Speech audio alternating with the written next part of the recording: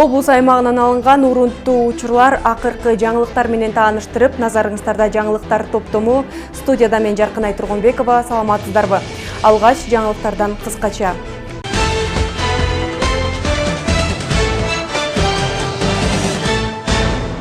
Келечекке камкордук. Бүгүн Манас районунда 2 балдар бакчасы пайдаланууга берилди.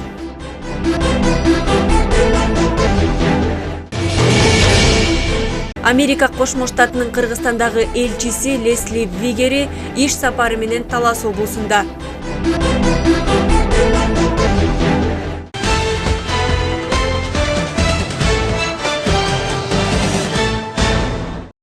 Алгач расмий кабарлардан. Коррупцияга каршы күрөшүүдөн канча каражат түштү? Бул тууралуу президент Садыр Жапаров кабар агенттигине кезектеги маек куруп, анда коррупцияга каршы күрөшүүдөн түшкөн каражаттарга байланыштуу узатылган суроолорго жооп берди. Саламатсызбы, Садыр Нуркожоевич? Сиз бийлик башына келгенден көп өтпөй кустуризация же болбосо коррупциялык мыйзамсыз иштерге айыпталгандарды мамлекеттин казынасына каражат төктүрүү өнөктүгү активдүү башталганы белгилүү. Анан бул багыттагы иштерден жалпы канча каражат түштү? Алар кайсыл жактарга жумшалды? Айрым саясатчылар жарым-жартылайы мамлекетке түшсө, жарым-жартылайы чөнтөккө кетти да дешүүдө. 2,5 жылдан бери кимде ким акча төгүп жаткан болсо, бир тыйыны коробой, түздөн түз республикалык казынага келип түшүп жатат. Жалпысынан башкы прокуратура, УКМК эмдикин баарын бирдикте 10 миллиард сомдон ашык болсо керек эле. Кимде ким кызыккан болсо, комиссия түзүп барып текшерип көрсүн. Кимде канча акча төгүлгөнүн жана кайсыл күнү казынага барып түшкөн, баары ачык. Жашыра турган эч нерсе жок. Кимде канча акча төккөндүгү жөнүндө ачык жарыялап койсок деле болмок. Бирок алардын көпчүлүгүн ачыкка чыгарбасаңар деген суранычы бар. Ошол үчүн аты жөндөрүн чыгара албайбыз. Эгер саясатчыбы, журналисттерден же депутаттардан болобу кимде ким кызыкса кайрылсын. Бардык тизмени жана суммаларды көрсөтүп беребиз. Биздин жашыра турган эч нерсебиз жок. Ачык иштейбиз. Өткөндө айрым кыйкырчак депутаттар алтын урдадыңар дегенде өздөрүнөн турган комиссия түздүрүп, эми өзүңөр текшергиле, баарын ачып берели десек, кайра өздөрү качып кетишти. Ошондой эле кустуризация маселесине дагы кимде ким кызыккандар болсо, мага расмий түрдө кат менен кайрылышсын. Укук коргоо органдарына айтып, кузундуулардын баарын көрсөтүп берем. Изин кубалап барышса, республикалык бюджетке түшкөнүн көрүшөт. Аркыл деңгээлдеги коррупциялык иштерге аралашкандар тергөө иштери жүрүп жаткан чакта эле кайсыл бир ири сумманы казынага кайтарып, алардын баш коргоо чарасы үй камагы болуп өзгөрүүдө. Бул коомчулукта акчаң болсо эч кандай жаза албай эле кутулуп кетет турбайсыңбы деген пикирлердин үстөмдүгүнө алып келип жаткан жокпу? Сиздин көз караш кандай бул маселеге? Кимде ким казынадан уурдап кармалган болсо, аларды 2-3 эселеп кайтарып, анан үй камагына чыгарып коюп жаткан учурлар бар. Аларды мен деле байкап турам, бирок кийлигишкеним жок. Бирок үй камагына чыкса эле акталып кетет дегендик эмес да. Сөзсүз сот иштери уланат, соттун чечими менен аяктайт. Шарттуу түрдө кесилеби же айып пул төлөп чыгабы, аны сот чечет. Учурда социалдык тармактарда айрым блогерлер белгилүү Аю компаниясы жогоруда биз сөз кылган кустуруу компаниясынын курмандыгы болду дешүүдө. Башкача айтканда, аталган компанияны ар кандай шылтоо менен ири суммада акча кустурушкан жана анын кесепетинде Аю мурдагыдай күпүлдөп иштебей калышына бийликти айыпташууда. Аю компаниясын 2,5 жылдан бери эркелеттик. Мурдагы заман бүттү. Эми таза иште, салыкты жашырба, аксизди жасалма кылба, спиртти контрабанда кылба, бийликтин чөнтөгүнө анча-мынча берип коюп баягыдай эле иштей берем дегенди унут. Бизге акча керек эмес, биз бюджетти толтурушубуз керек деп суранып келдик. Укпады. Мурдагыдай эле миллиондогон салыктарды төкпөй, аксизди жасалма кылып, 12 000 даана жасалма акциз менен кармалды. Контрабанда спирт чыгарып, 275 тонна спирт менен кармалды.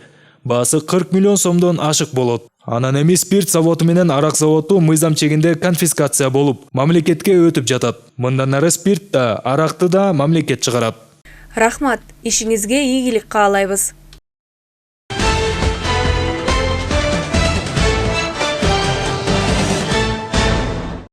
Кыргызстанда 2023 жылдын 1-майынан тартып өлкөнүн калкы үчүн электр энергиясынын баасы 23 тыйынга жогорулап 1 сомду түзөт. Министрлер кабинетинин басма сөз кызматы билдиргендей, тиешелүү токтомго Министрлер кабинетинин төрагасы Акылбек Жапаров кол койду. Аталган документке ылайык электр энергиясын 700 киловатт-сааттан жогору пайдаланган учурда тариф мурдагы деңгээлде сакталат. 2 сом 16 тыйын киловатт-саат. Муктаж болгон үй бүлөлөр жана жарандар үчүн тариф мурдагы деңгээлде сакталып, 1 киловатт-саат үчүн 50 тыйынды түзөт. Электр энергиясын лимитсиз жана кубаттуулукту чектөөсүз пайдаланууну каалаган калк үчүн тариф 5 сом 4 тыйын киловатт-саат ордуна 3 сом 28 тыйын киловатт-саатка чейин төмөндөтүлдү. Тарифтерди жогорулатууга байланыштуу көрүлүп жаткан чаралар өлкөнүн энергетикалык коопсуздугун камсыз кылууга жана керектөөнүн көлөмү динамикалуу өсүп жаткан шарттарда калкты электр энергиясы менен үзгүлтүксүз жабдуу үчүн зарыл болуп жатат. Белгилей кетүү керек, көз карандысыз мамлекеттер шериктештиги өлкөлөрүнүн жана дүйнөдөгү көптөгөн өлкөлөрдүн ичинен калк үчүн эң арзан электр энергиясы Кыргызстанда.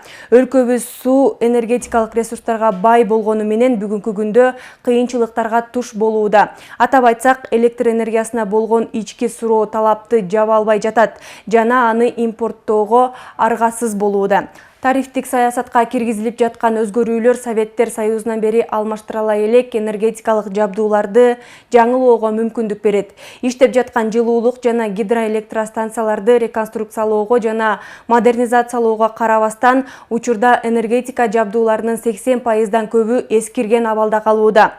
Тарифтерди жогорулатуунун натыйжасында алынган каражаттар эскирген жабдууларды модернизациялоого багытталат.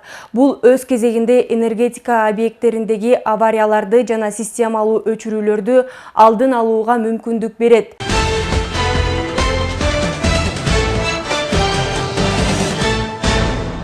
Келечекке камкордук. Бүгүн Манас районундагы Көкдөбө айылында 100 орундуу балдар бакчасы пайдаланууга берилди. Акыркы 30 жылдан ашуун убакыттан бери бул айылда балдар бакчасы болгон эмес. Андыктан айылдагы 1989 жылы салынган эски балдар бакчасынын имаратын капиталдык ремонттон өткөрүп, балдарга шарт түзүп, кайрадан балдар бакчасы үчүн пайдаланууга беришти. Сөз кабарчыбызда. Талас облусундагы 76-чы бала бакча бүгүн пайдаланууга берилүүдө. Пайдаланууга берилип жаткан бала бакча Манас районундагы Көкдөбө айылындагы бала бакча. Эскерте кетсек, бул айылда акыркы 30 жылдан бери бала бакча болгон эмес. 100 балага ылайыкталган бакчада бардык шарттар каралган. Эми элеттеги балдар ушул бакчада тарбияланышат. Бул айыл өзү, Көкдөбө айылы өзү 3 көчөдөн турат. Бала бакчага өтө муктаждуу айыл. Буга чейин бала бакча ачыла электе Талас айылында алып барып жүрүшөт.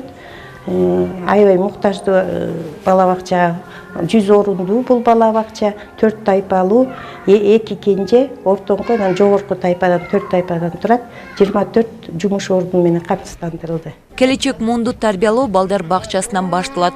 Көкдөбө айылынын тургундары бакчанын ачылышын бир топ жылдан бери күтүп жүрүшкөн. Айылда мектепке чейинки мекемеге элдин муктаждыгы чоң эле. Айрымдар убара тартып, балдарын коңшу айылдардагы бакчага берип келишкен. Бала бакча үчүн биз аябай кубанычтуубуз. 5 неберем келет. Буга чейин Тамек совхозго барып келчү. Аябай элдин баары кубанып атат. Неберелерибизди, балдарыбызды беребиз дешип, мына бүгүн аябай кубанычтабыз. Ачылатканына. Элет элин кубанткан бакчанын ачылышына жергиликтүү бийлик өкүлдөрү катышты. Эгемендүүлүк алганы Манас районунда 2-чи балдар бакчасы ачылып жаткандыгын билдиришти. Бул бала бакча менчикке өтүп кеткен. 2019 жылы муниципалдык менчикке өткөрүлгөндөн бери ушу бала бакчаны ачабыз деп 4 жылдан бери аракет кылып атабыз. Ушу бала бакчадан ушу Кудай кааласа космонавттар чыгат, урматтуулар. Эл башкаргандар чыгат. Мен ошондой чоң-чоң максаттарды коюп атам. Ошон үчүн ошондой чыкканга биз себепкер болуп, ошого шарт түзүп берип. Манас районунда жалпы 21 айыл болсо, 6 балдар бакчасы бар. Андыктан бакчага муктаждык жыл сайын көбөйүп келет. 8 миллион 600 миң сомго 3 жолу стимулянт өттү. Андан тышкары ичиндеги эмеректерин биз Манас райондук фондуна 1 миллион 540 миң сомго Манас райондук фондуна өткөн. Ичиндеги эмерек, идиш аяктары Манас райондук фонду менен келди азыркы күндө. Муктаждык болсо 100%, себеби биз Көкдөб айылында бала бакча жок. Бакчанын кызыл тасмасы салтанаттуу кесилип, келген коноктор бакчанын ичи менен таанышты. Айта кетсек, Акшооло балдар бакчасынын ичиндеги эмеректер Манас райондук өнүктүрүү фондунан каржыланган. Бегайым Асымбаева, Чыңгыз Бокошов, Урмат Догдурбек уулу, Манас району. Теманы улай. Ушул эле күнү Үч Коргон айыл өкмөтүнө караган Ак Таш, Ташбашат айылдарында 50 орундуу балдар бакчасы пайдаланууга берилди. Эски мектептин имаратын кайрадан капиталдык ремонттон өткөрүүгө Талас облустук өнүктүрүү фондунан 3 миллион сомдон ашык каражат каралган. Темага кенен кабарчыбыз токтолот. 1970 жылы турак жай катары салынган бул имарат кийин Ак Таш, Ташбашат айылдарындагы тургундардын демилгеси менен билим уясы болгон. Бирок бир топ жылдан бери кароосуз калган имаратты Үч Коргон айыл өкмөт башчысы Талас облустук өнүктүрүү фондуна долбоор жазып, 3 миллион сомдон ашык каражатка капиталдык ремонттон өткөргөн. Ремонттон өткөн имарат балдар бакчасы болуп пайдаланууга берилди. Чейин садик болгон эмес, бала бакча бир да жолу. Буга чейин бул здание кайыңды эли келип жашашкан, ошолорго салынган квартира болчу да. Андан кийин мектепке берилген, мектеп иштетилип 10 жыл иштетилген. Андан кийин эми 2019-жылдан бери садикке деп ремонт берилген, ремонтко. Чакан айылда бакча жоктугу элет элинин көйгөйү эле. Алган эмес, коңшу айылдардагы балдар бакчасына балдарын алып барып, ата-энелер убара тартып келишкен. Эми айылдагы бул самалыкка кубанып турган учуру. Бизде бала бакча болгон эмес мурда. Менеке Кудайдын буйругу экен, бүгүн баарыбыз ыраазыбыз, эл ыраазы болуп атты. Көзүңүз чыгып өзүңүздөр эшитте. Бар эл ыраазы болуп атты. Менеке балдар туулдап болбогондуктан машина менен кышында жайында наркы коңшу айылдарга апарчык. Анан ушундай ачылып калган буйругу баары ыраазы. Жаңы ачылган бакчага Марат Абдуллабек уулунун ысымы ыйгарылды. Ысымы берилген Марат бир топ жыл укук коргоо тармагында эмгектенген. Андыктан бүгүн Мараттын туугандары бакчанын ичиндеги кем каштарын алып берип, демөөрчүлүк кылган. Эми ар жылы бөбөктөр үчүн колдорунан келген жардамдарын берип турарын билдиришти. Ошентип ушу балдар, кыздар ушу жерден өсүп, өнүп, жакшы тарбия билим алып, ушу 2 айылда айтып кетишти, канча жылдан бери тиги садик болгон жок депчи. Ошонун ачылышына чоң себепкер болдук деп ойлойбуз. Ушу бүгүнкү ата-энелердин баардыгына, ушу келген катышуучулар, айылдын тургундарына баарына терең ыраазуу менен кабыл алабыз. Мен буйруса, ушу колубуздан келген аракетибизди жашайбыз, колдойбуз. Майрам болот, балдарды майрам болот, жаңы жылдар болот дегендей, бул заведующий кыздар менен сүйлөшүп, эмне кем карчы бар, дагы толуктайбыз. Манас районунда 21 айыл болсо 7 балдар бакчасы бар. Андыктан балдар бакчасына муктаждык башка райондорго салыштырмалуу жогору. Өзүңүздөр билесиздер, бул Талас облусунда буга чейин 2023-жылдын 1-январына чейин 75 бала бакча өзүнүн ишин алып барып келген. Анан өзүңүздөр билгендей, бизде Талас облусунда 96 айыл бар. Демек, айрым айылдарда мурда да болгон эмес, айрым айылдарда болгон бала бакчалар дагы убагында жок болуп кеткен. Ошондуктан бүгүн жакшы самалык болуп атат. Бүгүн Манас районунда бир эмес 2 бала бакча ачылып атат. Бирөө типтүү бала бакча, ал 100 орундуу, ал эми мына Ак Таш, Ташбашат айылында 50 орундуу атайын ылайыкталган бала бакча ачылып атат. Бунун баардыгы баягы жергиликтүү бийлик органдарынын аракети, ошондой эле тургундардын аракети менен ушундай чоң иштер болуп атат. Иш-чаранын соңунда келген коноктор пайдаланууга берилген бакчанын ичи менен таанышты. Балдар үчүн керебеттер жана ашканага керектүү жабдыктар Манас райондук өнүктүрүү фондунан бөлүнгөн каражатка алынган. Бегайым Асымбаева, Чыңгыз Бокошов, Манас району.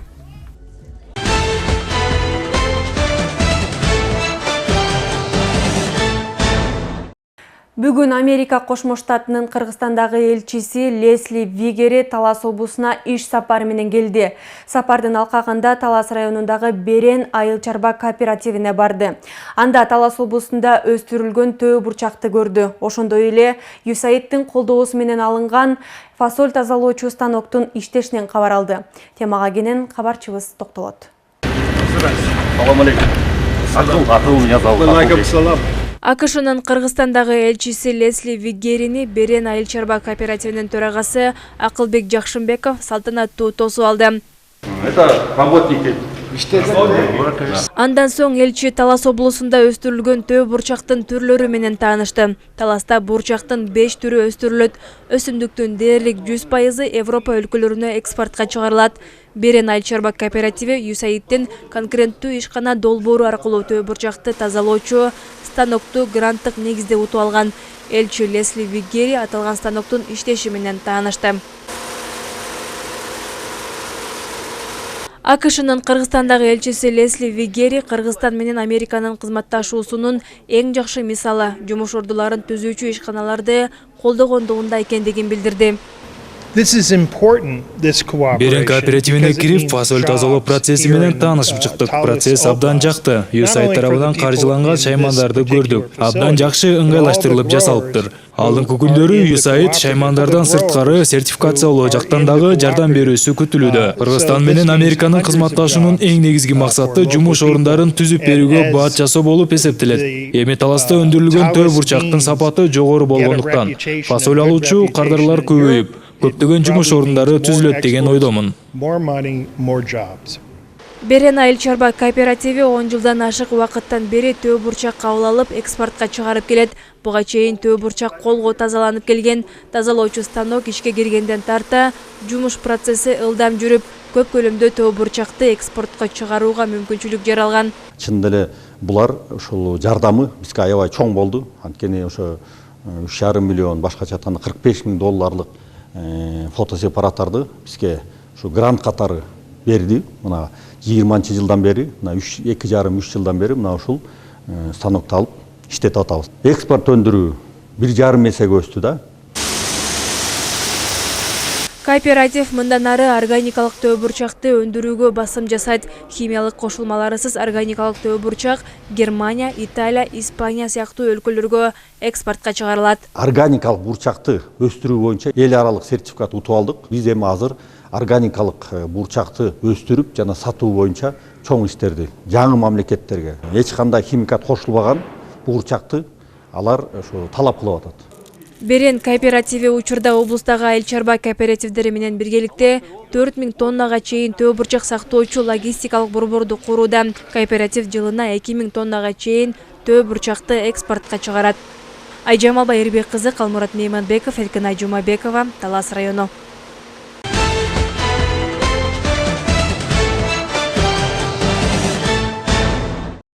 Ипотеканы жарандар үчүн жеткиликтүү кылуу максатында мамлекеттик ипотекалык компания каражаттарды турак жай курууга жумшап жатат. Бул тууралуу аталган компаниянын басма сөз кызматы билдирди. Акыркы жылдары үйгө болгон баанын өсүшүнө байланыштуу өлкө жетекчилиги ипотекалык насыяларды жарандар үчүн жеткиликтүү кылуу максатында акча каражатты турак жай курууга жумшауну чечкен. Турак жай программасынын негизги максаттарынын бири республика боюнча турак жай куруу болуп саналат. Компаниянын турак жай фондун көбөйтүү жана анын калк үчүн жеткиликтүүлүгүн жогорулатуу максатында мамлекеттик ипотекалык компания программанын алкагында финансылык ресурстарды арзан турак жайларды курууга багыттап жатат. Бишкек шаарында курулуш иштери башталып, учурда кызуу жүрүп жаткан кези. Курулуштун кийинки этабы республиканын аймактарында улантылат. Курулуп жаткан көп кабаттуу үйлөрдө батирлердин баасы 1 чарчы метри $550 чейин бааланса, учурда кыймылсыз мүлк базарында эски турак жайдын баасы $1000 жана андан жогору турат. Ошентип көп кабаттуу үйлөрдүн курулушу жарандар үчүн мамлекеттик ипотеканы 2 эсе жеткиликтүү кылат деп айтылат маалыматта.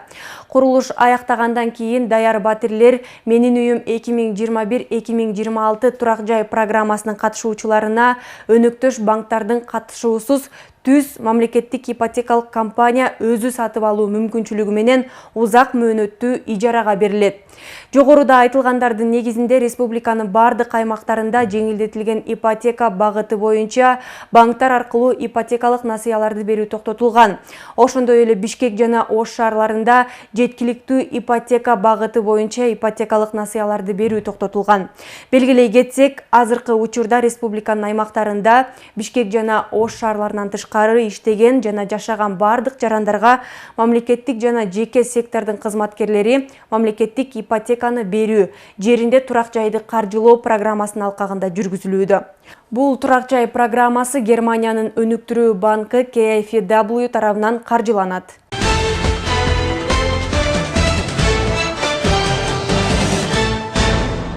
Расмий маалыматтарга таянсак, үй бүлөлүк зордук зомбулук көрүнүштөрүнүн 90%дан ашыгы сотко жетпей кыскарып кетет.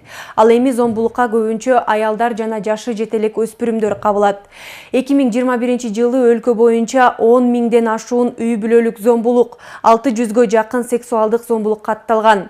Бул тууралуу үй бүлөлүк зордук зомбулукту алдын алуу максатында өткөн жыйында айтылды. Кененирээк кийинки материалда сөз болот.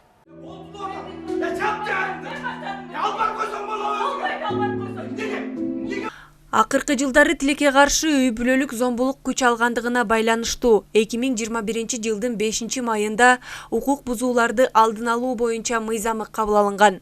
Дал ушул мыйзамды ишке ашыруу максатында жерлерде иш-чаралар өткөрүлүп келүүдө. Бул багыттагы кезектеги жолугушуу Талас шаарында өткөрүлдү. Иш-чарага ички иштер кызматкерлери, коомчулук өкүлдөрү жана облусубуздагы мектеп директорлор, мугалимдер катышты. Укук бузууларды алдын алуу боюнча мыйзам чыккан. Андан кийин ушул мыйзамды аткаруу максатында концепция бекиген. Бирок аттиңай дегенде экөө тең бүгүнкү күндө толук кандуу иштебей атат.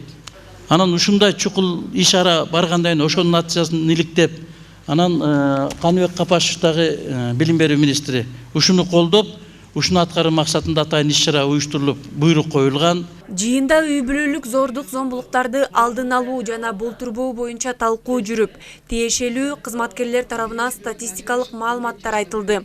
Алсак 2021 жылы өлкө боюнча 10 миңден ашуун үй бүлөлүк зордук зомбулук катталса, 2022 жылы ага кабылгандардын саны андан көп. Ал эми сексуалдык зомбулукка кабылгандардын саны 1000ге жакын.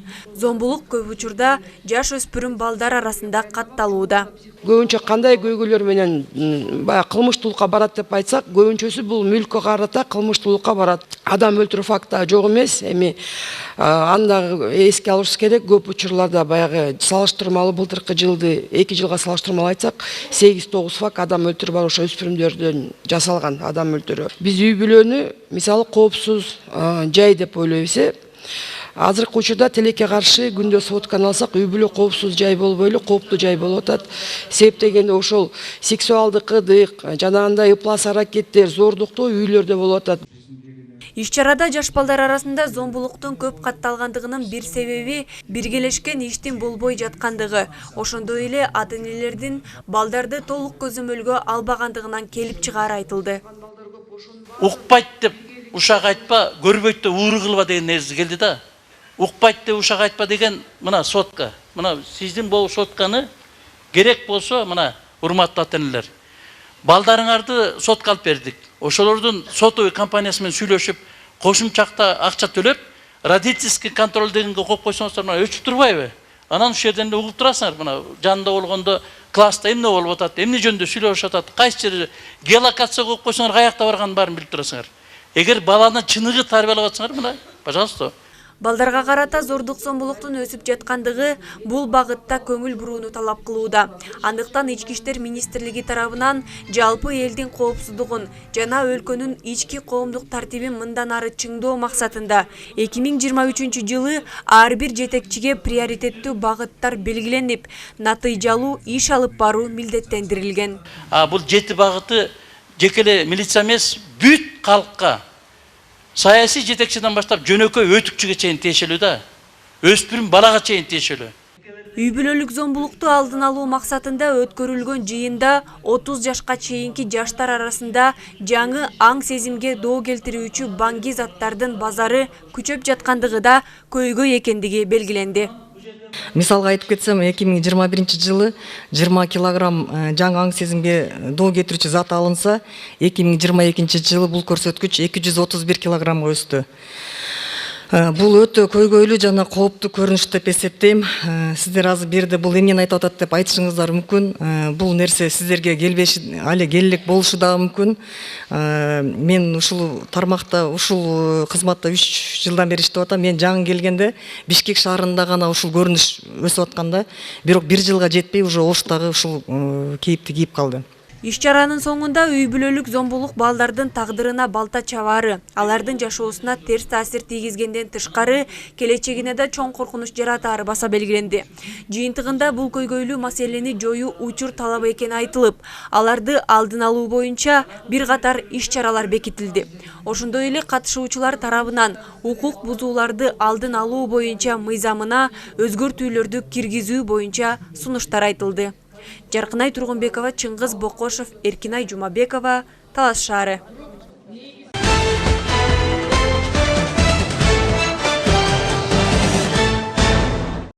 Сиздер облус аймагынан алынган акыркы жаңылыктар менен тааныштыңыздар. Бул жана башка жаңылыктар биздин социалдык тармактардагы баракчаларыбызга жайгаштырылды. Биздин баракчаларга катталып, соңку жаңылыктар менен кабардар болуңуздар. Кечиңиздер көңүлдүү улансын, саламатта болуңуздар.